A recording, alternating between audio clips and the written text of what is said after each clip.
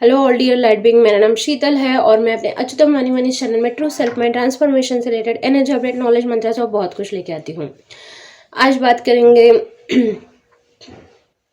होली आ रही है तो होलिका दहन के दिन क्या करना है और किस प्रकार इसके इम्पोर्टेंस है, तो उसके बारे में बात करेंगे। उसके लिए पहले तो जान लेते हैं कि होलिका दहन की स्टोरी क्या है। मैं इतना इन डिटेल में बताने नहीं जाऊंगी, लेकिन मुझे ऐसे लगता है आपको पहले से ही पता होगा। लेकिन फिर भी मैं एक मतलब शॉर्ट में बता दूंगी ताकि आपको उसका इम्पोर्टेंस पता चले, ताकि मैं उसके बाद जो चीज़ें आपको बताने वाली हूँ उसका इम्पोर्टेंस आपको पता चले।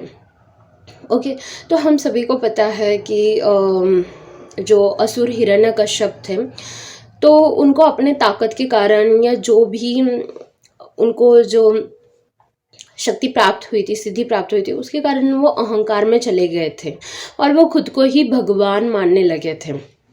दैट्स वाई उन्होंने पूरे अपने राज्य में ऐलान कर दिया था कि बस उनकी ही पूजा की जाएगी। लेकिन उनके जो पुत्र थे भक्त प्रहलाद, जो श्री हरि विष्णु जी के परम भक्त कह सकते हैं, ओके, या उनके जो परम भक्त हैं उनमें से एक थे, तो वो तो श्री हरि विष्णु जी की ही भक्ति कर रहे थे और इससे हिरण्यकश्यप जी को चीड़ आ गई और उन्होंने उनको मारने के लिए हर एक प्रयास कर दिया। उसके बाद और एक प्रयास उन्होंने किया था कि उनकी जो बहन थी होलिका, तो उनको एक वरदान प्राप्त हुआ था जिसके कारण उनके पास एक चादर थी जिसको ओढ़ के वो अग्नि उनको कुछ भी नहीं कर सकती थी या वो जल नहीं सकती थी। तो इस टाइप का उनका वरदान था। तो ऑब्वियसली उन्होंने भक्त प्रहलाद जी को मारने के लिए ये भी युक्ति ट्राई कर ली। उन्होंने जलती हुई जो अग्नि रहती है उसके ऊपर होलिका जी भक्त प्रहलाद जी को अपने गोद में बिठा के बैठ गई और उन्होंने वो चद्दर अपने ऊपर ले ली, क्योंकि उनको वरदान प्राप्त था। उस चादर के कारण वो जल नहीं सकती थी, तो वो तो अपने ही अहंकार में थी कि मुझे कुछ नहीं होगा और भक्त प्रहलाद जी जल जाएंगे। लेकिन उल्टा हुआ, वो जो चादर थी वो भक्त प्रहलाद जी के ऊपर आ गई और होलिका जी का बेसिकली हम लोग बोल सकते हैं नकारात्मकता का या जो अहंकार था उसका वहाँ पे दफन हुआ, दहन हुआ। तो ये कुछ कहानी है, ओके। लेकिन इससे जो हमें सीखना है ये सीखना है कि भक्त प्रहलाद जी उस टाइम पे 5 साल के थे, उनकी ज़्यादा कुछ आयु नहीं थी, लेकिन उनकी जो भगवान के ऊपर श्रद्धा थी, निष्ठा थी, वो बहुत ज़्यादा महत्वपूर्ण है यहाँ पे। यह जिस प्रकार से हिरण्यकश्यप, जो असुर हिरण्यकश्यप थे, उनका जो अहंकार पल पल भक्त प्रहलाद जी तोड़ रहे थे अपनी भक्ति से, इसको देखने की बहुत ज़्यादा इम्पोर्टेंट है। और क्या देखना है कि देखिए, भगवान का वरदान प्राप्त था। जो होलिका जी जो थी उनके पास जो चादर थी और वो उसको लेके वो कभी भी जल नहीं सकते थे, क्योंकि भगवान का वरदान प्राप्त था, लेकिन फिर भी वो जल गई। क्यों?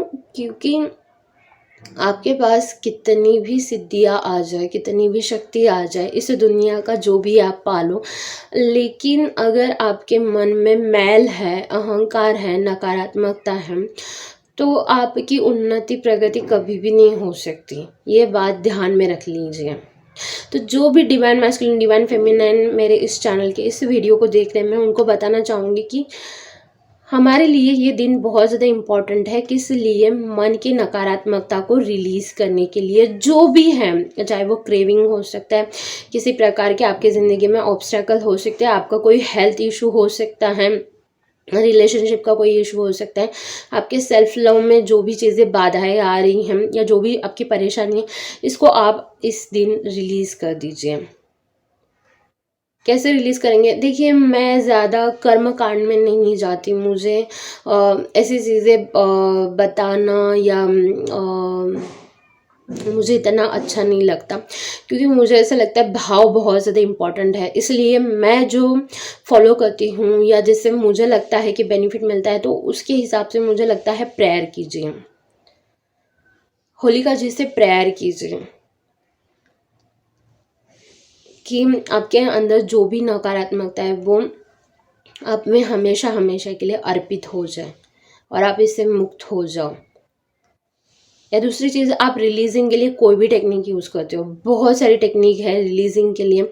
आप आज तक जो भी टेक्निक यूज़ कर रहे हो रिलीजिंग के लिए, वो उस दिन कीजिए। बस ट्राई कीजिए कि जो होली दहन होता है उसके सामने आप ये करें। ओके, तो ये हुआ। दूसरा आप क्या कर सकते हो कि होली दहन के बाद जो दूसरा दिन रहता है, तो वहाँ पे जाके जो राख रहती है, ओके, तो उसको लेके आ जाइए। ओके, और उसमें अगर बस लकड़ी ही डाली हो या मतलब उसको जलाने के लिए अगर कावड़ंग का इस्तेमाल नहीं हुआ होगा, तो उस राख को थोड़ा सा आप ध्यानपूर्वक यूज़ कीजिएगा, क्योंकि ऐसा ना हो कि आपको बॉडी पे लगाने के ऊपर ज़ख्म हो जाए। तो इसके पहले ही मैं ये बता रही हूँ। तो क्या करना है, उस राख को अपने पूरे शरीर के ऊपर लगा देना है। ओके, और फिर नहाना है। अगर आप ज़्यादा ला देते हो तो जितने दिन भी ये चल जाएगा उतने दिन आप कीजिए। ओके, और इससे फील करना है कि आपके अंदर पवित्रता बढ़ रही है, शुद्धता आ रही है, और जो भी नकारात्मकता है वो जा रही है। पूरे बॉडी के ऊपर लगाना है वो राख, नहाने से पहले, और नहाना है फिर बाद में। अगर नहीं कर सकते तो नहाने के पानी में थोड़ा सा डाल दीजिए। ओके, इससे भी काम बन जाएगा। तो ये 2 चीज़ें हैं। और आप कोई भी रिलीजिंग टेक्निक यूज़ करते हो तो वो उस दिन कीजिएगा, मैं ये बोलना चाहूँगी, क्योंकि बहुत पावरफुल डे हैं चीज़ों को रिलीज़ करने के लिए, चीज़ और नकारात्मकता जो हमारे अंदर की है उसको रिलीज़ करने के लिए, क्योंकि हर एक डे ना उसकी एनर्जी लेके आता है। इस डे की एनर्जी ही यही है कि आप अपने अंदर की नकारात्मकता को रिलीज़ करें। ओके, तो इसका फ़ायदा ज़रूर उठाइएगा, और मुझे कमेंट सेक्शन में ज़रूर बताना आपको ये वीडियो कैसा लगा, और आपको होली की ढेर सारी शुभकामनाएं। जय जय राम कृष्ण हरे।